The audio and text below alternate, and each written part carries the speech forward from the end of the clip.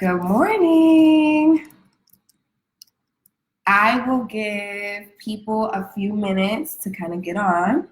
On Facebook, I'm on Instagram Live and Facebook on behalf of Women on the Move. So let's give people a few minutes to kind of jump in on Facebook. We see some people on live. Hey, good morning, everybody. I'm Corvaya Jeffries, journalist and digital strategist, and founder of the Career Penny, and I'm going to be speaking about how to build a career around the life you want to live today via Women on the Move. Open this. We have some people on Instagram. Good morning, Trinette, and let's see, Henbo Squeezy. Good morning, y'all. We have you guys. We don't see anybody on Facebook yet, but I will go ahead and get started since we have y'all on. So before, I've already introduced myself, but before I get into the meat of the talk, I want to just say a couple of things about Women on the Move.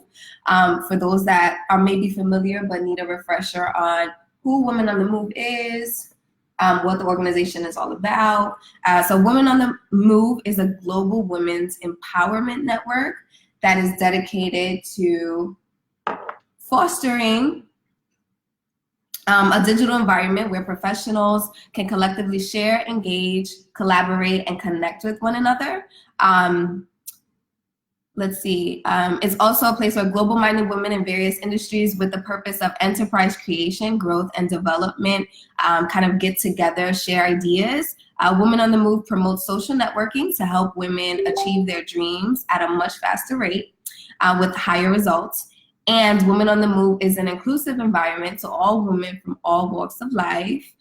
Please don't forget to follow Women on the Move on all social media platforms, such as Instagram, Twitter, Facebook, of course, YouTube, and LinkedIn. The logo is teal and pink, which I love, so it's super easy to find. We have some people on Facebook. Good morning. I was just giving a spiel about Women on the Move. Let me reintroduce myself. My name is Corvaya Jeffries. I am a digital strategist and journalist with almost 10 years of experience in the field between college internships, real work in professional spaces, and entrepreneurial type freelance work. And I'm going to be talking today about how to build a career around the life you love.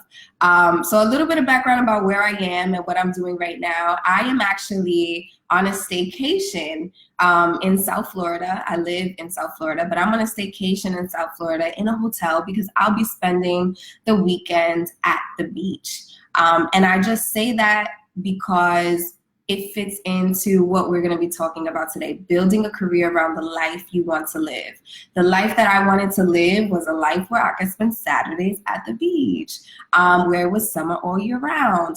And so you'll see me with my netted dress, my small hoop earrings, because I'll be going to the beach after this, after my coffee, after my breakfast. So let's get right into it.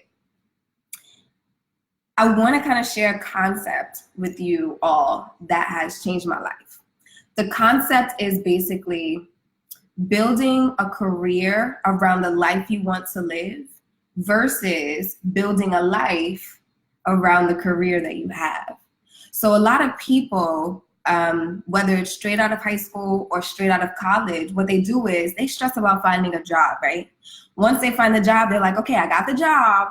Now everything else I can figure out.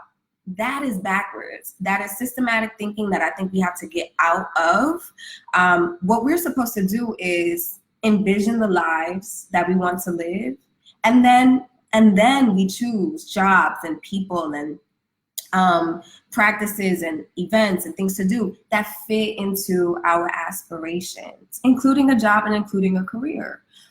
So many people, me included, I've done this before, so many people choose a job or find a job, stick with it, and kind of build their life around it. You know, they may have a great job, but they're not in the city they want to live in. They may have a great job, but they're not around their close families or friends. So having a great job means nothing if you're not happy in the other areas of your life. And when we're not happy in the other areas of our lives, we cannot perform in an elite way. We cannot be our best selves if we're not happy in our personal lives, if we're not fulfilled in our personal relationships, or we don't experience a well-balanced life. And so that's the concept that we're focusing on, is building a career around the life you want to live versus building a life around your current job or your current career. So I'm gonna let that sink in for a second and engage with you guys a little bit. So on Facebook, hey everybody, I want you to drop a line and tell me where you're from. What city are you tuning in from? And on Instagram, I want you to do the same. Where are you guys? What city, what state? Tell me that. So I'll let you do that and we'll keep going. So now that we've kind of covered the concept, let's talk about a practice. When it comes to building a life around, when it comes to building a career around the life you want to live, that's not something that happens overnight, right? That's something that you work on little by little. And where people usually get stuck is they don't know what they want. They don't know what that life is that they want to live. So they can't build, a career or jobs around that life, because they are so focused on figuring out what kind of job they want or what kind of career they want. They don't really take a second to think about what kind of life they want. So I want to share a practice and an activity with you all that has changed my life, and something that I will continue to do, I think, as I evolve and live many lives and grow as a woman and as a person and as a professional. So this practice is really simple. It takes some time. It takes some Zen. You got to be at peace, and you got to really step away from the chaos, whether you have kids or a significant other or a family that's always in your ear. You really got to step away from them and give yourself the gift of time.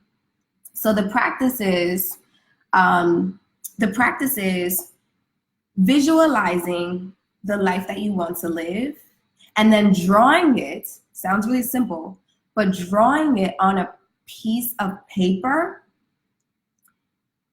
more than once.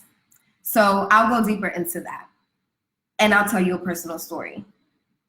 So what I did was, after work for 5 days, Monday through Friday, and then 2 additional days after that, Saturday and Sunday, I stepped outside of my apartment, took a walk. I was living near an intercoastal at the time, so near a waterway. I would go to the intercoastal, I would take a walk to the intercoastal, sit down, pull out a paper and a pen, and I would draw images or small pictures. I'm the artist. I would just draw simple pictures of whatever I imagined my life to be. And I did not hold back. You know what I mean? If I envisioned for my life 10 cars, I was drawing 10 cars. That's not a true story. I didn't envision 10 cars. But I'm just saying I didn't hold back. And of course, it took a while, 30 minutes, an hour, 2 hours. I remember one day I was out there for 4 hours and just thinking about the life that I want to live and the life that I had been living and what the difference was, and really letting my mind go and explore those different thoughts. I prayed a little bit, I sung songs in my head. I got distracted every now and then, but for the most part, I was envisioning the life that I wanted to live. And I was drawing pictures on a piece of paper. So this paper, day one, was filled up with, there was a podium for my public speaking and inspiring people and motivating young children. There was a table with stacks of books, because I have aspirations to becoming, I am a writer now, but aspirations to publishing a book. There was a table with chairs, and there were people at that table, and I didn't know what that table was, but I just thought, wow, the life that I want to live, I have people in my life. I have supportive women in my life. I have people that support me, people that inspire me in my life, and we're all sitting at a round table. So I drew that. I drew a butterfly. And I think that, I don't even know, but I think that represented some type of flexibility and freedom and a sort of color to my life. I drew a partner. I drew a little like stick figure person. It's like, I want a lifelong partner. These are my aspirations. These are the things that I want my life to have in them. And so once I did that on day one and I drew those aspirations on a piece of paper, I was not allowed to write any words. I didn't write any words, just pictures.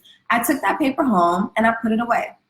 On the second day, I took a clean piece of paper, walked by the water, and did the same thing. And the third day I did that. The fourth day I did that.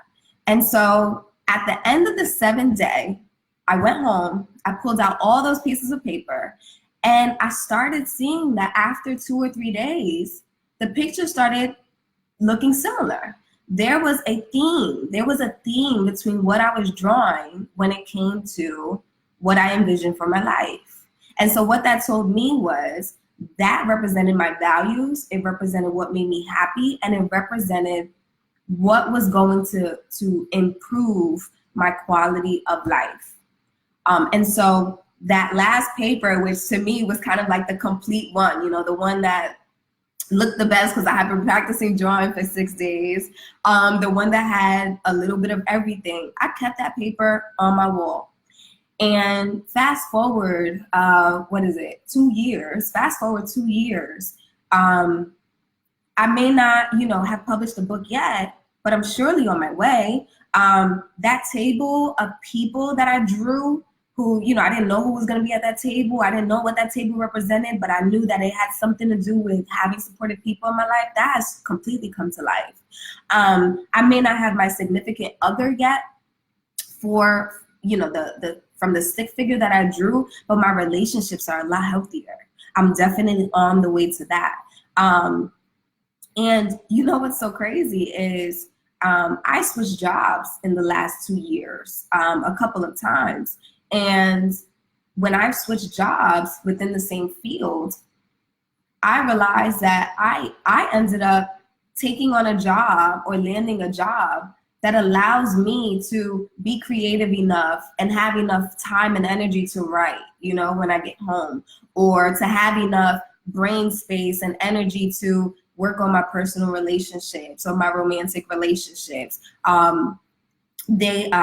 That butterfly that I drew represented flexibility and freedom. So I realized that the job that I landed, the career that I have today allows me to be flexible, allows me to feel free. I feel free. And so that practice, visualizing what you want, drawing on a piece of paper for a number of days, I would say 7 consecutive days, to see what's in common, what's similar on those pieces of paper, that tells you what you want, what you aspire to be.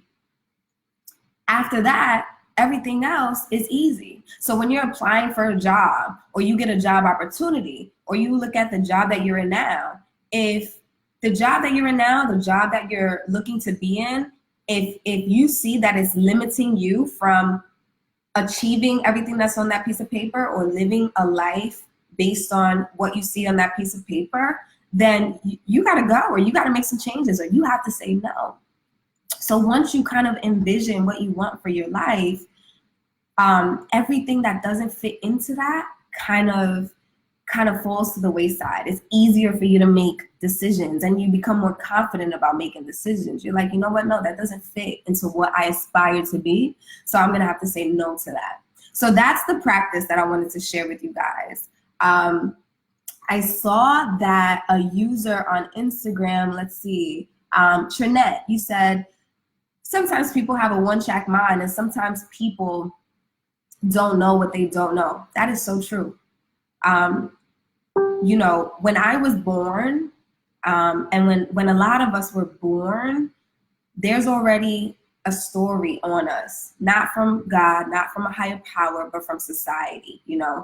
I was born in a housing projects, in a low-income neighborhood. So what society says is that any young woman of color that grows up in a lower income neighborhood or a broken home, or so to speak, will only succeed in such ways, will only be able to accomplish so much, dies at a certain age. Society already has a story written for us. And I've been able to break through walls, and I've been around women who have broke through those barriers and written their own story, or lived the story, lived the lives that they feel God or a higher power wants them to live, because they step out of that one-track mind. They get information, they get knowledge, they jump on lives like this, they go to events, they read books, they, for me, I read the paper digitally. When you're kind of aware of what a one-track mind is and what having a one-track mind means, you do what you can to open your mind and expand your mind. So Chana, I agree with you. People don't know what they don't know, but the best people and the most successful people, they seek and they find information. So for those of you just joining, I gave an overview of the concept that we're talking about today. The concept is building a career around the life you want to live versus building a life around your current job or the career that you currently have.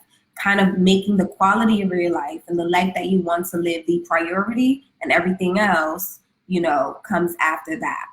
So that's the concept. The practice is spending time by yourself outdoors, and envisioning the life that you want to live outside of work, so to speak. Envisioning the life that you want to live, not the promotion that you want to get, not the position that you want to fulfill, the life you want to live. When it comes to things that really make you happy, who are you with?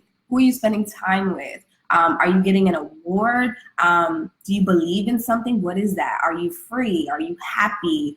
Is there sunlight? Is there ocean? Is there cars? Whatever it is that makes you happy, you draw that on a piece of paper for a number of days, consecutive days. I did 7 days. And then at the end of that consecutive time period, maybe it's a week, you look at those papers where you drew the photos, the small graphics of what you envision your life to be, and you see what's similar.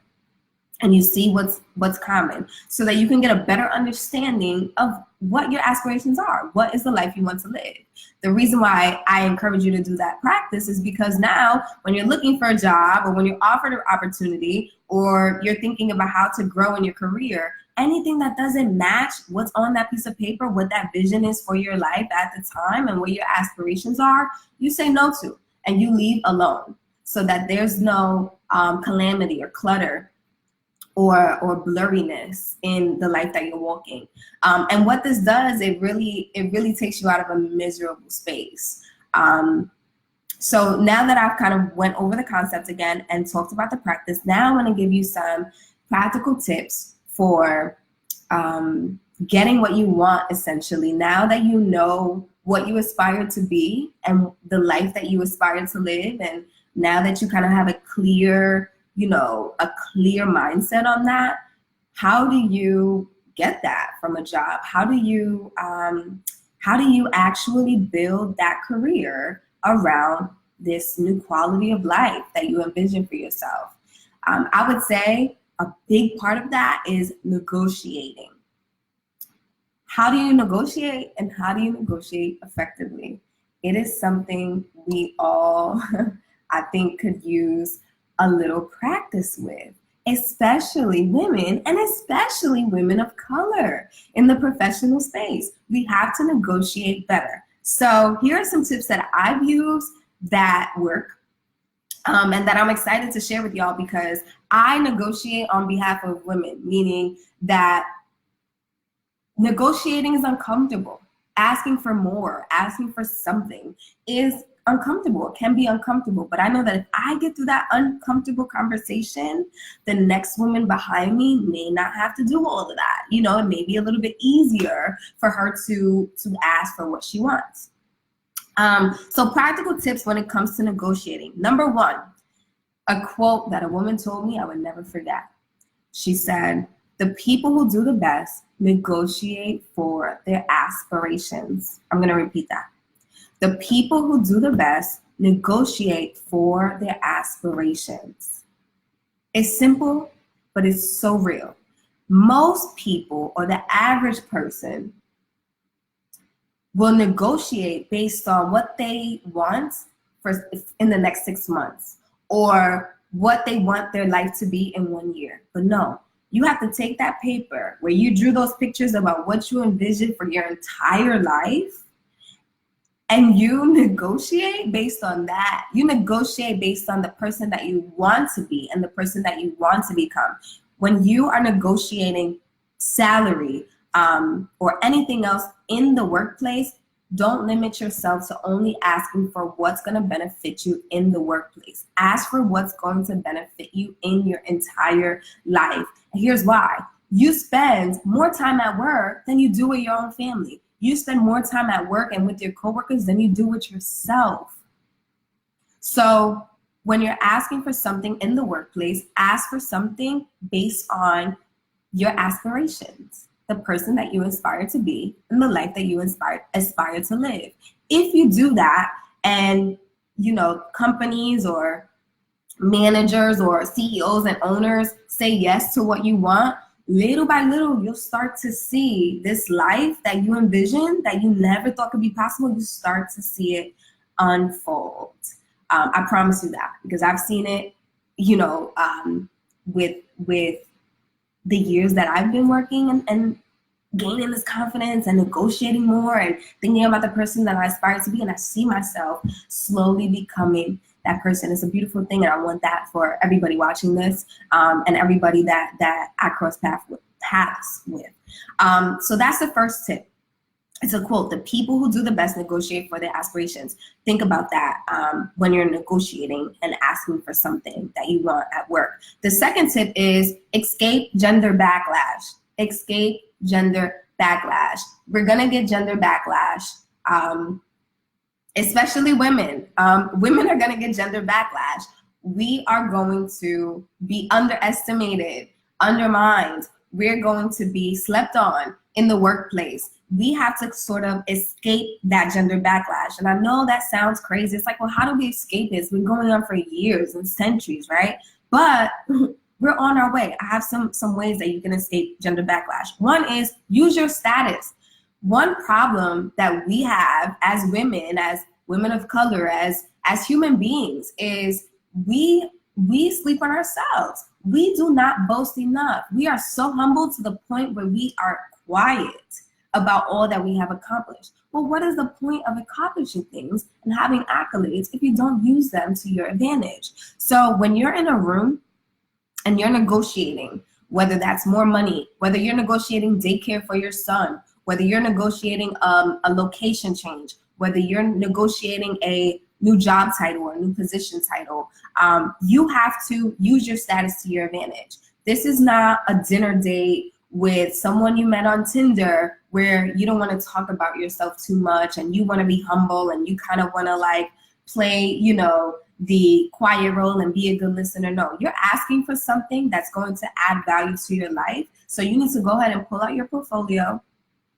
and say, hey, this is who I am. This is what I've accomplished. This is why I deserve X, Y, and Z. So use your status to your advantage. Also, another way you can use your status to your advantage is your contacts. When you achieve a new status in the workplace or even in your life, you start to meet new people. You start to meet people who are in positions of power who can help you. And so you need to use that status that you have to get those people in your corner, get those people championing you, so that when you ask for something, the person across the table is like, you know what? Yep, I'm gonna go ahead and give that to you. Even if I feel like you don't deserve what I'm giving you, the next person does. And so I must be missing something. So I'm gonna go ahead and give that to you. So escaping gender backlash by using your status is key. Another way to escape gender backlash is use other identities. When you're in the workplace, you go into work as just, I've gone into work as Corvaya the radio personality or Corvaya the journalist, but that's it. And it's like, wait a minute, I'm multidimensional. I have a lot of parts of who I am, and whatever I can use to to my advantage, I'm going to. Now, I know what some of you may be thinking. It's like, you ever been in a situation where you are a person of color in a room, and then you're in a conference room. You're the only person of color. There's a bunch of no offense to anyone who is not a person of color watching this, but let's say you're the only person of color, and then you're in a conference room with a whole bunch of white men with gray hair, and then next thing you know, another person of color comes into the room, and they're like, hey sister, hey brother. You're thinking like, okay, relax, but that is something we got to do more of. We have to make sure that we're using our identities. If you identify as a person of color, you use that to connect with other people of color, not in an artificial way, not in a fake way, but in a way that is out of love. So when it comes to negotiating, if you walk into a room, I'll use myself as an example. I walked into a room and wanted to ask for more of something, right? I think I was actually asking for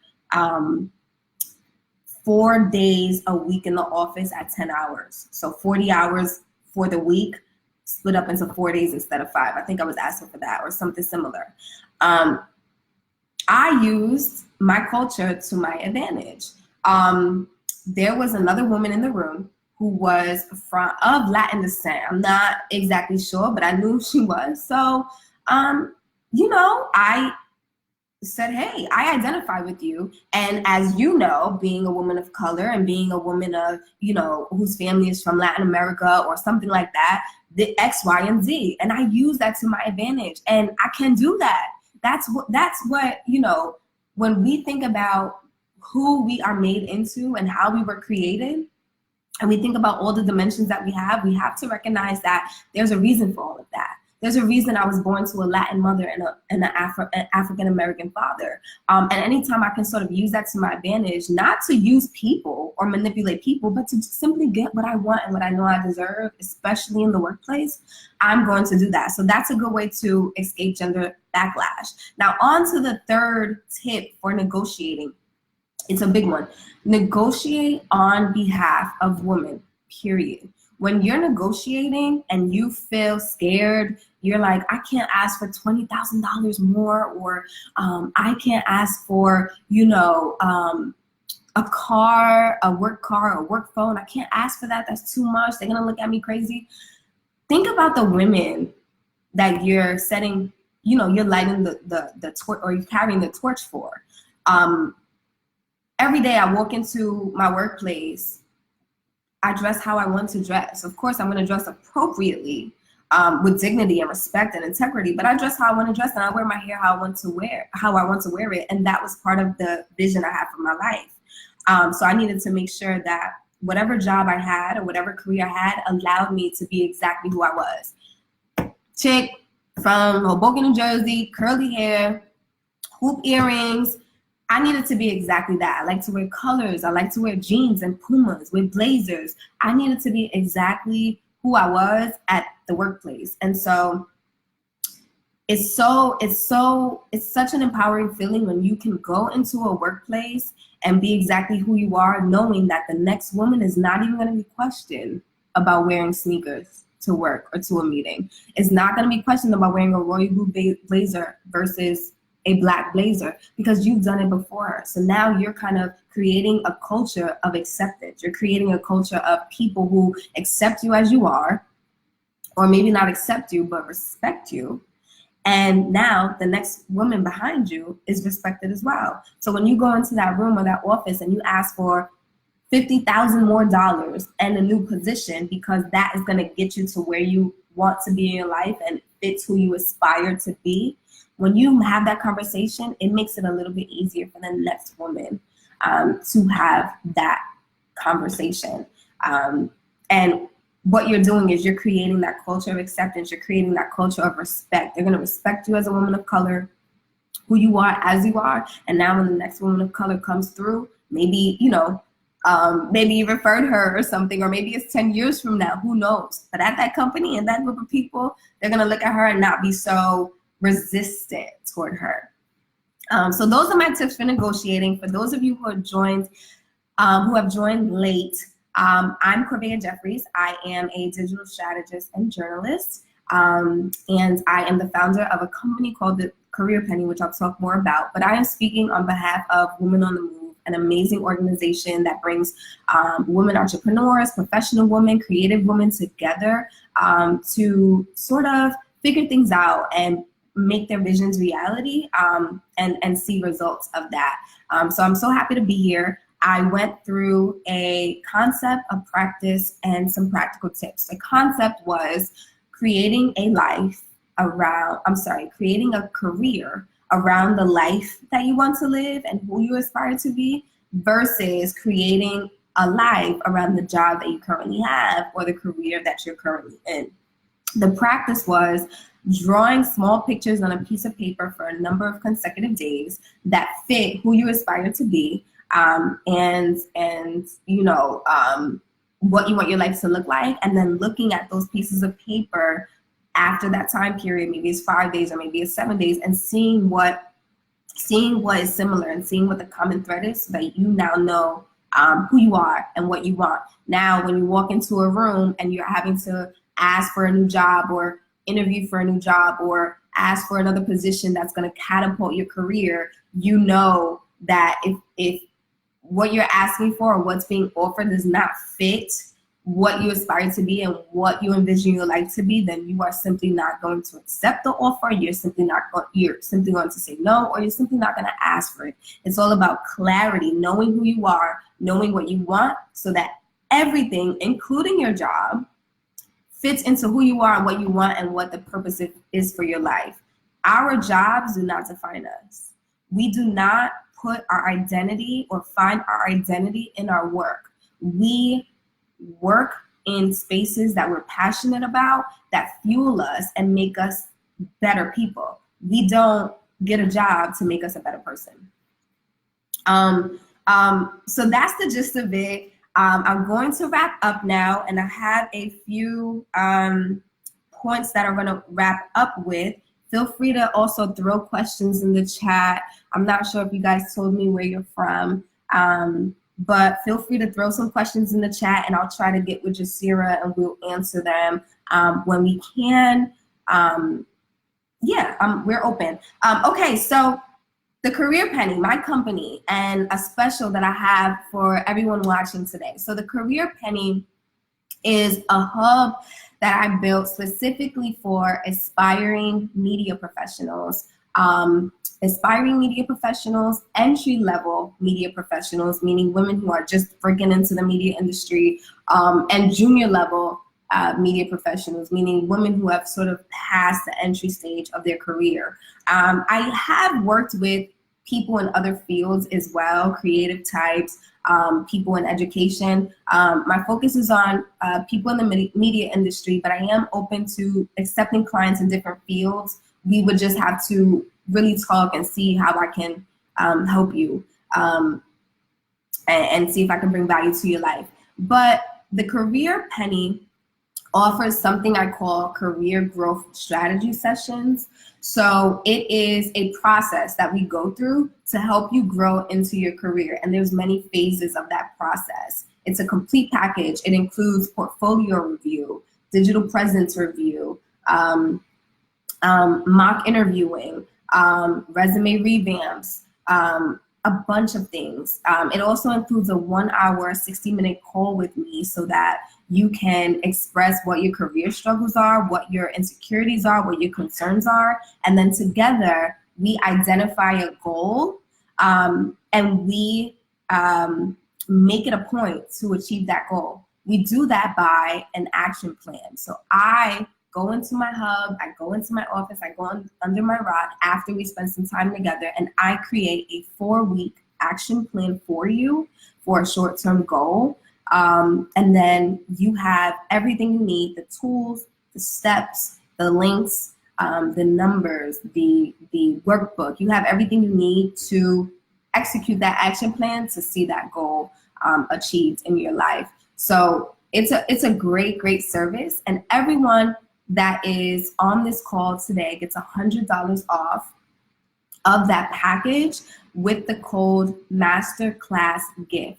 So if you log on to thecareerpenny.com and book me for a career growth strategy session that is valued really at over $1,200 based on market research and based on my level of experience, you will be able to get that package for $197. So you'll log on to thecareerpenny.com and type in masterclass gift to get $100 off for that package. And I'll work with you.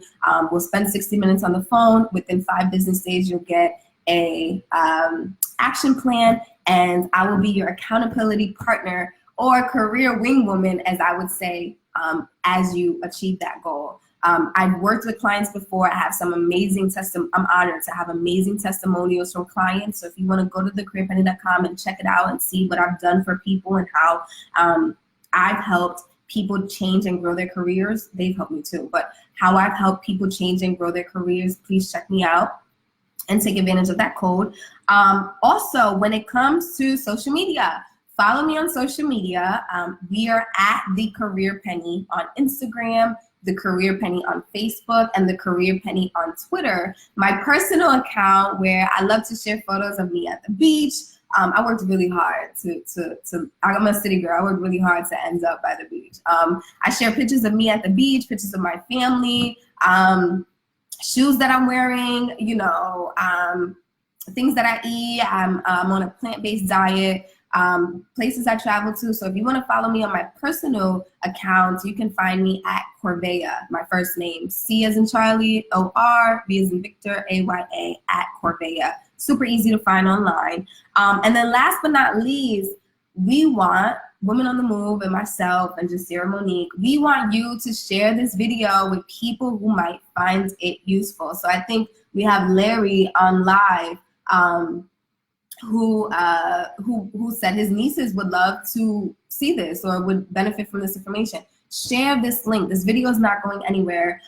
Share this video with people in your life who could benefit from this information. And personally, I think that women who are either in college, are recent graduates, or women who are stuck in their careers, maybe they're trying to go to another job or figure something out. People who are just trying to figure their career out, they would benefit from this video. I gave actual practical tips on negotiating for things that you want, getting more insight on who you are, and an activity that people, from what I know, people love to do it. People get a lot out of that very simple 5th grade sort of like activity. So yes, please share this video. I'm just gonna go through the comments a little bit before we log off to see if there's anything I can respond to.